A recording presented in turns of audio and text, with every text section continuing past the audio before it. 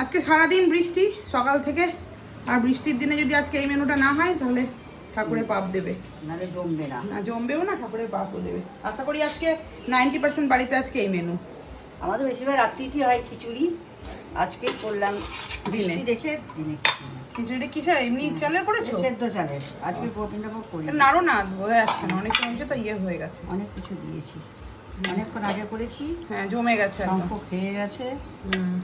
মটরশুঁটি দিয়ে এরা 3-4 রকমের ডাল দিয়েছি, মুসুর ডাল, মুগ ডাল, ছোলার ডাল, সবকিছু খিচুড়ি খাওয়া মানে একদিকে ভালো, এমনিতে তো আমরা ডাল খাই না, এতে ডালটা খাওয়া হয়। ডাল খাওয়া হয়। আর কি করেছো আর সব দেখো? ভাজার আইটেম শুরু হলো 1 নাম্বার ভাজা, আলু ভাজা, পোস্ত ছড়িয়ে।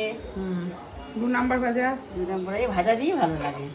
2 নম্বর হচ্ছে ঢেঁড়স ভাজা,